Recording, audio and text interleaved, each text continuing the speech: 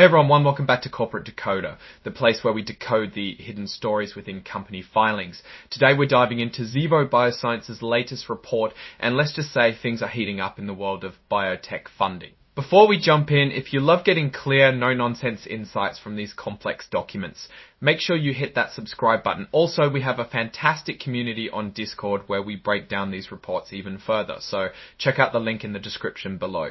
Alright, let's get straight to it. Zivo Bioscience, a company we've seen before, has just dropped a Form 8K, which usually means something significant has happened. And in this case, it's all about how they're raising money to keep their operations running, which is always a critical part of any growth story.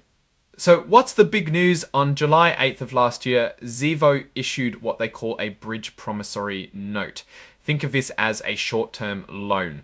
In this case, for $255 to call. A bridge promissory note, think of this as a short-term loan, in this case for $250,000. This $250,000 piece is part of a larger plan to raise a total of $2 million through what they're calling a convertible debt offering. Convertible debt is a bit like a credit card with an interesting twist. Initially, it acts like a regular loan, but it gives the lender the option to convert that debt into shares of the company's stock later on.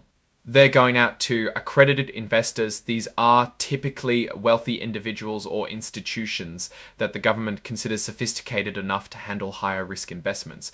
They're offering these convertible notes, and with each note they're throwing in a warrant. Warrants are essentially options to buy stock at a certain price in the future. It's like a sweetener to make the debt more attractive to investors. Now let's talk about the terms of these notes. They're not giving this money away for free, of course. The notes will charge 10% interest per year, and that interest gets added to the principal so it grows over time. That's a pretty substantial interest rate, signaling that investors see this as a fairly risky venture. The kicker with these notes is when they become due. Investors can ask for their money back anytime after the note is issued. But there are two key events that trigger repayment or conversion. The first is if Zivo manages to raise at least $5 million in a new stock sale, which they call a qualified financing. The second trigger is simply the maturity date, which is 2 years after the loan was issued. Here's where the convertible part really comes into play. If the loan is still active when either of those events happens, the outstanding debt plus all the accumulated interest gets automatically turned into shares of Zivo's stock. And the price they'll use for this conversion is a really good deal for the investor. It's the lower of two prices, either the stock price when the loan was first issued, or 80% of the price they get in that new $5 million financing round.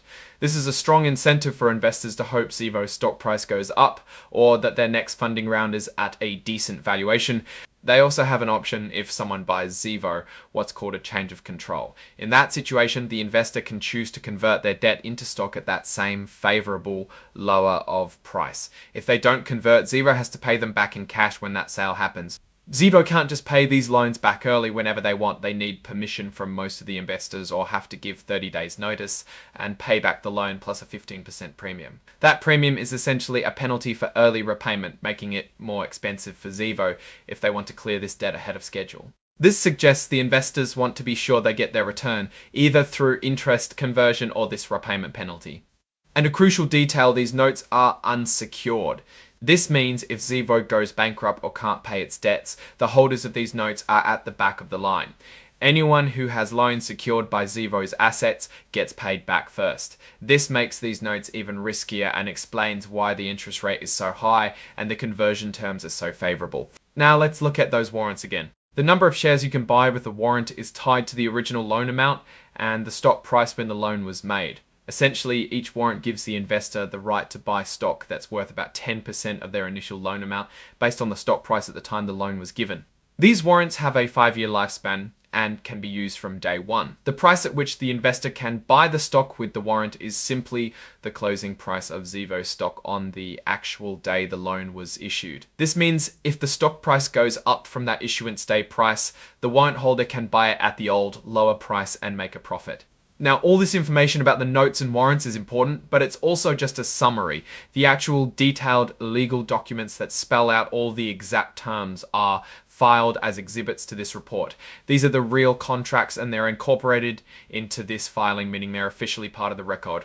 And that brings us to the end of the main content of this filing, which mostly focuses on detailing these new financing agreements. There aren't any major financial tables to analyze in this particular report, as it's more about the terms of a new debt and warrant issuance.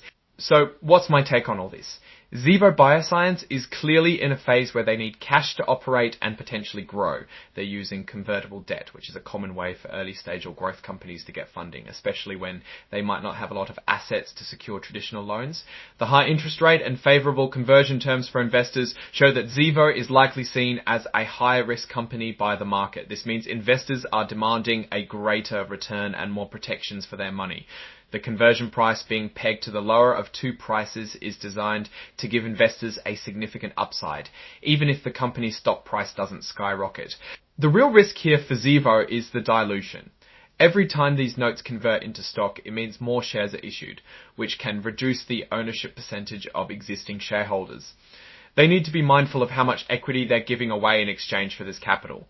The success of this strategy really hinges on Zivo being able to use this $2 million effectively to move their business forward, perhaps towards that $5 million qualified financing that would allow them to convert this debt on more favorable terms or at least pay it off. At the end of the day, this filing tells a story of a company actively seeking funding to stay afloat and pursue its goals using financial tools that come with certain trade-offs. Alright, that's our breakdown of Zivo Bioscience's latest filing. What's your take on these funding strategies and what they signal for the company's future? Drop your thoughts in the comments below. If this analysis was valuable to you, hitting that like button really helps us out and lets us know to keep doing these deep dives. And of course, subscribe for more insights into the world of corporate finance. Don't forget to join our Discord community for more discussions. Link is in the description. Thanks for watching, and we'll see you in the next Decode.